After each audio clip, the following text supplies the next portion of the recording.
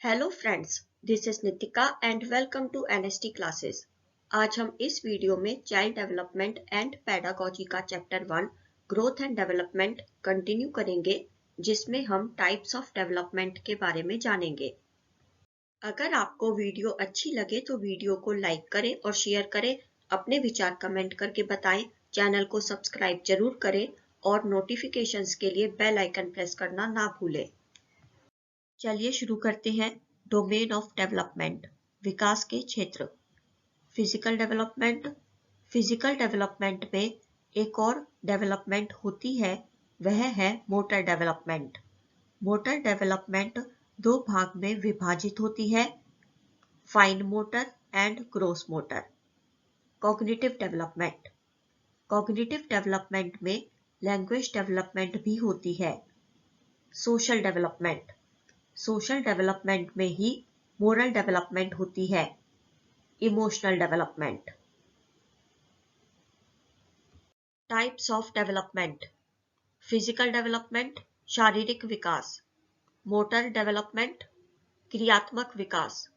Mental cognitive development, मानसिक या संज्ञानात्मक विकास। लैंग्वेज डेवलपमेंट, भाषा विकास। सोशल डेवलपमेंट, सामाजिक विकास। इमोशनल डेवलपमेंट, संवेगात्मक विकास। चलिए अब इन सभी को डिटेल में डिस्कस करते हैं। Physical development. फिजिकल डेवलपमेंट यानी शारीरिक विकास। बच्चे का शारीरिक विकास उसकी उम्र के अनुसार होता है। बच्चे की उम्र के साथ उसका शारीरिक आकार, शारीरिक अनुपात, नर्वस सिस्टम, उसके दांत और उसकी मांसपेशियों का विकास होता है। हर बच्चे में शारीरिक विकास होने की गति अलग होती है। कुछ बच्चों में शारीरिक विकास तीव्र गति से होता है और कुछ में धीमी गति से। फॉर एग्जाम्पल, कोई बच्चा जल्दी चलने लगता है जबकि कोई बच्चा देर से चलना सीखता है। मोटर डेवलपमेंट, क्रियात्मक विकास। हरलॉक के अनुसार विभिन्न फिजिकल एक्टिविटीज को मसल्स, नर्वस सिस्टम और सेंट्रल नर्वस सिस्टम के सामूहिक प्रयासों से नियंत्रित करना ही मोटर डेवलपमेंट कहलाता है। अगर आसान भाषा में कहें तो हमारी अलग अलग फिजिकल एक्टिविटीज को हमारी मसल्स, हमारा नर्वस सिस्टम और सेंट्रल नर्वस सिस्टम मिलकर कंट्रोल करता है। बच्चे की ग्रोथ के साथ साथ उसके काम करने की क्षमता का भी विकास होता है। इसी को मोटर डेवलपमेंट कहते हैं। फॉर एग्जाम्पल, जैसे बच्चा पहले क्रॉल करता है, थोड़ा बड़ा होने पर वॉक करने लगता है और थोड़ा बड़ा होता है तो भागने लगता है। मोटर डेवलपमेंट दो भाग में विभाजित होती है, fine motor and gross motor. चलिए इन दोनों के बारे में जानते हैं। फाइन मोटर, जब बच्चा छोटी छोटी एक्टिविटीज द्वारा किसी काम को करता है या ये कहें कि स्मॉल मसल्स का इस्तेमाल करता है तो यह फाइन मोटर स्किल्स में आता है। फॉर एग्जाम्पल, ब्लॉक्स बनाना, अंगूठे और उंगलियों की मदद से किसी चीज को उठाना, जैसे बच्चा फोन उठाकर कान से लगा लेता है या फिर अपने हाथ से किसी भी वस्तु को उठाता है आदि। राइटिंग यानी लिखना, ये सब फाइन मोटर एक्टिविटीज है।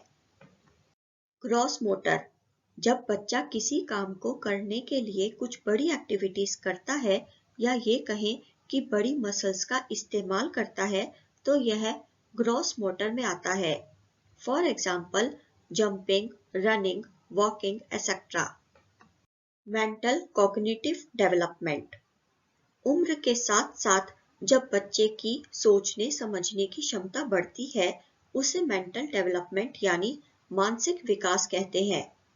हम मेंटल डेवलपमेंट को बौद्धिक या संज्ञानात्मक विकास भी कह सकते हैं।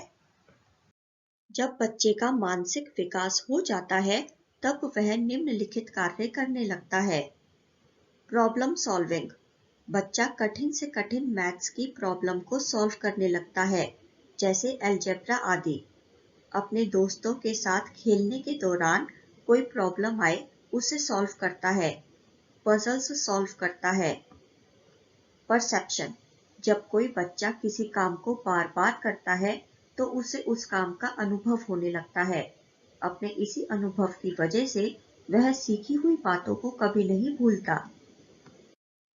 इमेजिनेशन, बच्चा कल्पना करना सीख जाता है। जैसे यदि टीचर ने बोला कि बच्चों मान लो कि आपके पास 4 एप्पल्स हैं, तो सभी बच्चे कल्पना करेंगे कि उनके पास 4 एप्पल्स हैं। थिंकिंग, बच्चा छोटी से छोटी बात को सोचने लगेगा और उसके आधार पर अपने डिसीजंस भी लेने लगेगा।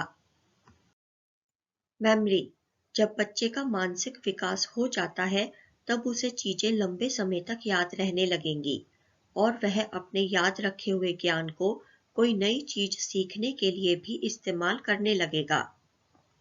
कॉन्सेप्ट, बच्चा खुद चीजों को समझने की कोशिश करेगा, पढ़े हुए टॉपिक को गहराई से समझने के लिए अपने विचारों का निर्माण करेगा, उसी आधार पर क्वेश्चंस भी पुटअप करेगा।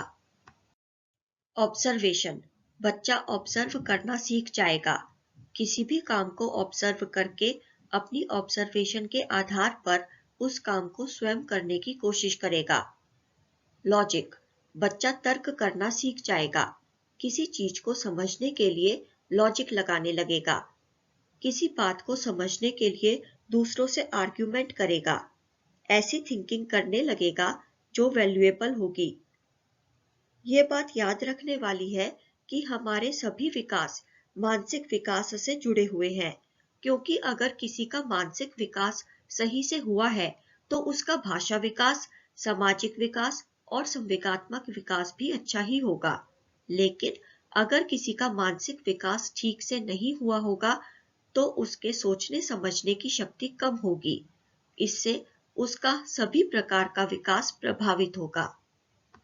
लैंग्वेज डेवलपमेंट, जब बच्चा अपनी फीलिंग्स को मीनिंगफुल शब्दों में व्यक्त करने लगता है उसे भाषा विकास कहते हैं।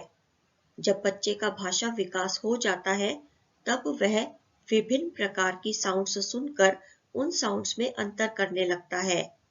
अल्फाबेट में अंतर जान सकता है, शब्दों, वाक्यों और टेंसेस में भी अंतर जानने लगता है। वह वाक्य में सिमेंटिक्स और सिंटैक्स का इस्तेमाल कैसे करना है यह जानने लगता है। कहने का मतलब ये है कि बच्चे को सेंटेंस बनाने आ जाते हैं और उसे उन सेंटेंसेस का अर्थ भी पता होता है। सोशल डेवलपमेंट, जब बच्चा अपनी सराउंडिंग्स में खुद को एडजस्ट करना सीख जाता है वह सामाजिक विकास कहलाता है। बच्चे की सराउंडिंग्स में उसके दोस्त, उसके फैमिली मेंबर्स, नेबर्स आदि कोई भी हो सकता है। हरलॉक के अनुसार सोशल डेवलपमेंट का मतलब है समाज में प्रचलित अपेक्षाओं के अनुसार व्यवहार करने की योग्यता। यदि बच्चा समाज में सभी के साथ अच्छा व्यवहार करता है तो उसका यही गुण उसके सगे संबंधियों और उसके दोस्तों के साथ उसका मधुर संबंध बनाए रखने में उसकी मदद करेगा। सामाजिक विकास बच्चे का मस्तिष्क और मन दोनों को संवेदनाओं और भावनाओं से भर देता है। सामाजिक विकास से बच्चे के अंदर मोरल वैल्यूज आती है। जिस समाज का हम हिस्सा है उस समाज द्वारा मान्य बिहेवियरल प्रैक्टिसेस, लक्ष्य और आदतें ही मोरल वैल्यूज यानी नैतिक मूल्य है। नैतिक मूल्य का सही और गलत से संबंध है। समाज की दृष्टि में क्या सही है और क्या गलत है नैतिक मूल्यों द्वारा तय किया जाता है। नैतिक मूल्य वे विचार है जिन्हें समाज महत्वपूर्ण मानता है। जब किसी बच्चे का सामाजिक विकास हो रहा होता है उसी दौरान ये पता चलता है कि बच्चे में मोरल वैल्यूज हैं या नहीं।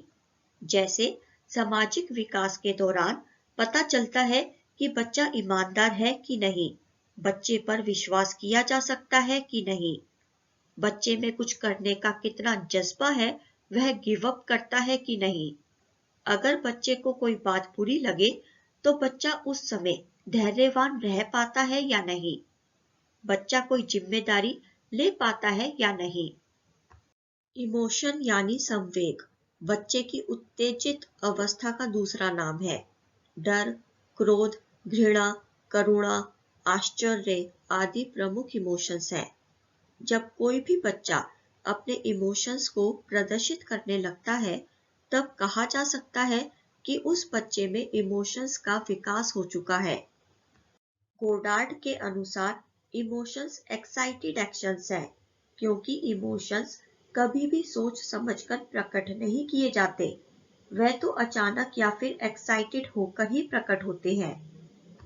हेवॉम और बर्न के अनुसार इमोशंस से हमारा मतलब है कि हम खुद अपनी संवेदनाओं को क्रिएट करते हैं, जो हमारे अंदर एक्साइटमेंट को पैदा करता है, जिससे हम किसी खास तरीके से व्यवहार करते हैं। अंत में यह कहा जा सकता है कि इमोशंस पर हमारा कंट्रोल नहीं होता। इमोशंस को हम किसी बात पर आया हमारा रिस्पॉन्स भी कह सकते हैं। अगर आपको वीडियो अच्छी लगी हो तो वीडियो को लाइक करें और शेयर करें, अपने विचार कमेंट करके बताएं, चैनल को सब्सक्राइब जरूर करें और नोटिफिकेशंस के लिए बेल आइकन प्रेस करना ना भूलें। See you in the next video. Till then, goodbye. Thank you so much. Thanks for watching.